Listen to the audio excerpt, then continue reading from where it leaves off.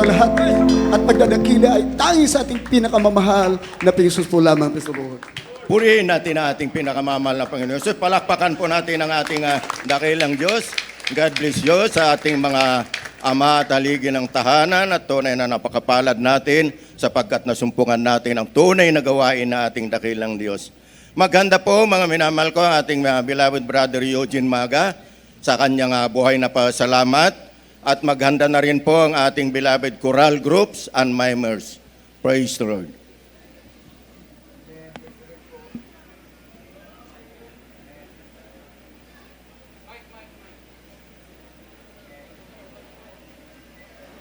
Hallelujah, hallelujah, praise the Lord. Una tigit sa lahat po, ako ito sa puso pong nagpapaabot po ng pinakamataas na pagpupuri, pagluwalhati, pagdakila, pagsamba ay tangi sa ating pinakamamahal na Panginoon Hesus po lamang. Ako po nagpapaabot po ng dobleng pagrespeto at paggalang po sa ating mga magulang sa ating pinakamamahal na Panginoon Hesus at pag-alala po sa kanila pong mga gininto ang turot aral po ng ating beloved Evangelist Pastor Will Estrada Almeda, the end-time prophet of our loving God, at sa ating beloved Assistant Pastor Lina C. Almeda, at sa kanila pong mga beloved children po sa buong Almeda family, beloved Almeda family po. Magandang hapon na po sa inyo, sa inyong lahat. At sa inyo pong lahat, mga minamahal kong kapatiran, magandang hapon na po sa inyong lahat. At ako po'y nagpapaabot po ng happy Father's Day po sa mga butihing ama po ng kanila pong mga tahanan. Happy Father's Day po sa inyong lahat.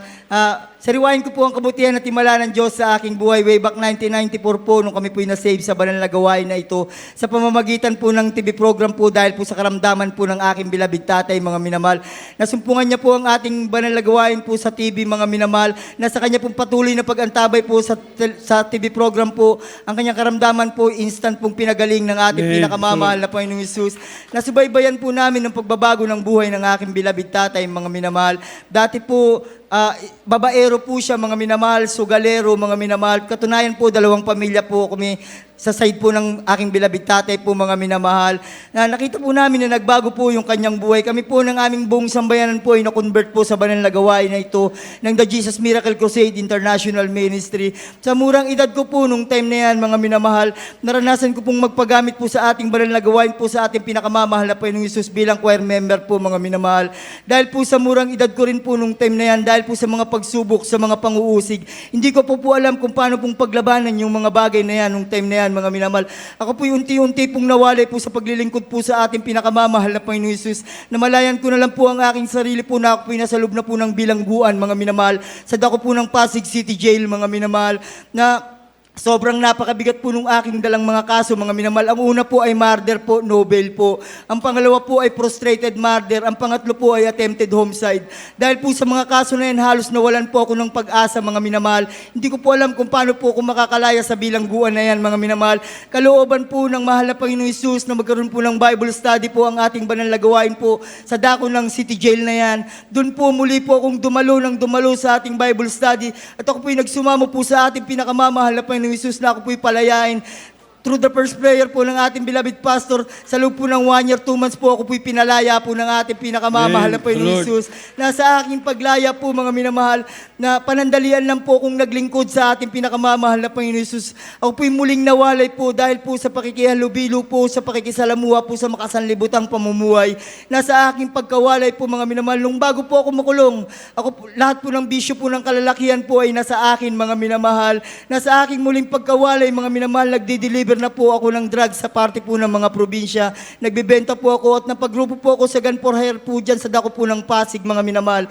Dahil po sa kasamaan po na ginagawa namin sa araw-araw, mga minamahal, binagabag po ako ng aking kalooban, mga minamahal, na dahil po yung aking beloved wife, yung aking mga anak, nawasak po yung aking pamilya, mga minamahal, iniwanan po nila ako, halos isumpa po ako ng aking mga kapatid, ng aking mga magulang, mga minamahal, na dahil po sa kalungkutan, mga minamahal, muli ko pong naisipan pong muling manalangin sa ating pinakamamahal na Panginoon Hesus, na ang sabi ko, mahal na Panginoon, ibalik mo ako sa iyong banal na gawain, paglilingkuran kita, ibalik mo ako bago ka dumating nung araw na yan mismo, mga minamahal. February 29 po, year 2020 po, mga minamahal, na Alas 12 po ng madaling araw, riding in tandem po kami, mga minamahal. Gumawa po ng kaparaanan po ang ating pinakamamahal na Panginoon Jesus para po ako po yung makapalumbalik sa paglilingkod sa Kanya, mga minamahal.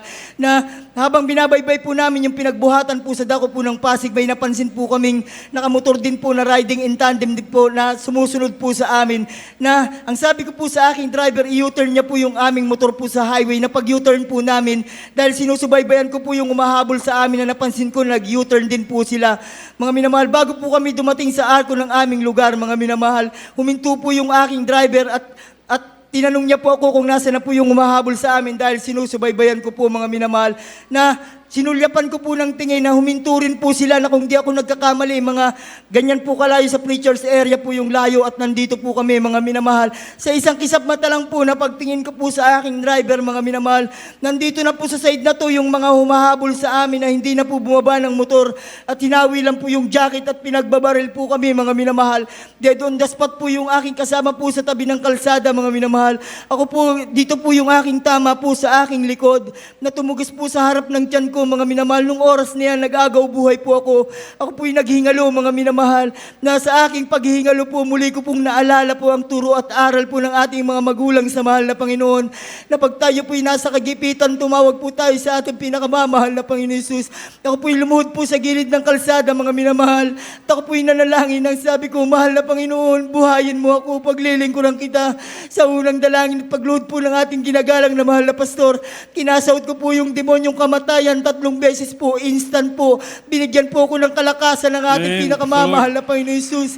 Na pagkatapos ko pong manalangin, pinakiramdaman ko po yung aking sarili, mga minamahal, umupo po ako sa tabi ng gutter na may napansin po akong bumalik na motor at huminto po doon sa tapat po nung kasama kong patay na ganyan lang po kalayo sa camera at nandito po ako, mga minamahal, na bumalik pa po pala yung mga bumaril sa amin. Narinig ko po na sabi po nung nakasakay sa motor, patay na yan pare, patay na yan, umalis na tayo. Na tunay pong hindi po nila ako nakita, na tunay pong iningatan ako ng ating pinakamamahal na Panginoon Jesus.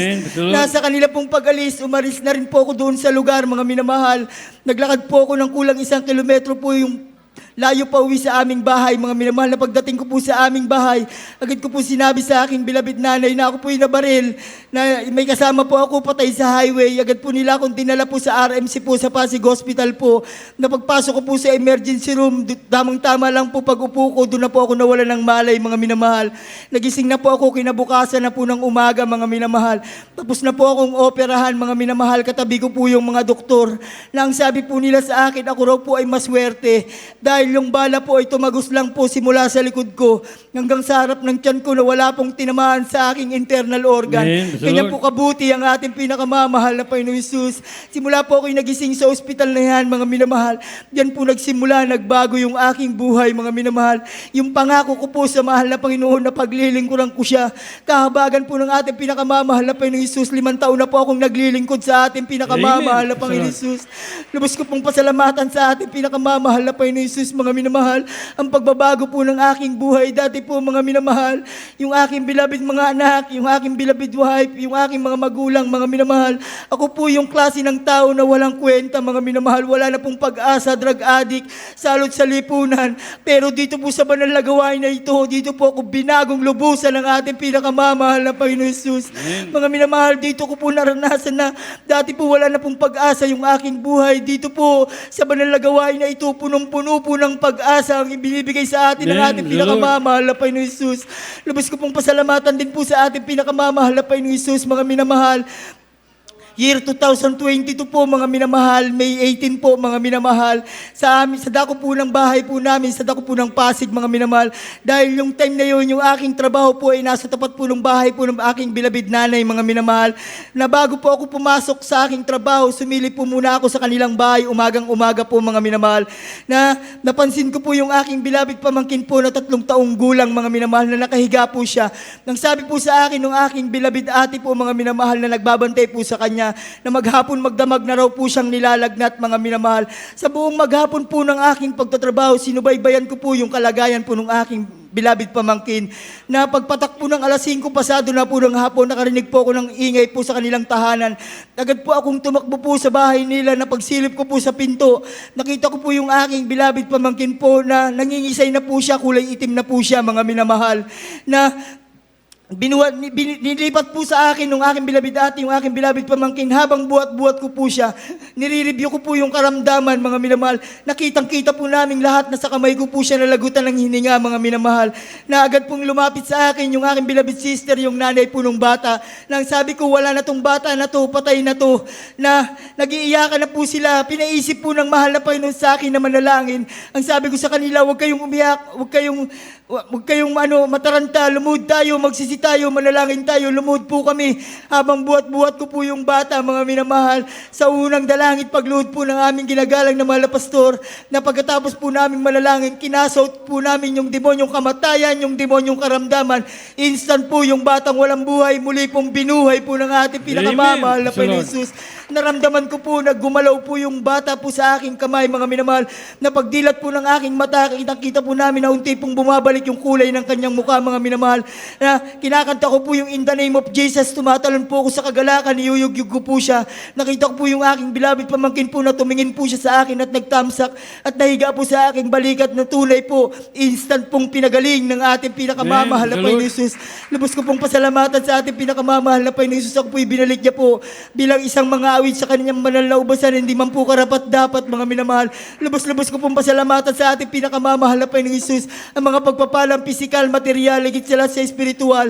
Ang lahat po ng kapurihan, pagdadakila, pagluluwalhati, walang hanggang pasasalamat ay tanging sa ating pinakamamahal na Panginoon Jesus po lamang.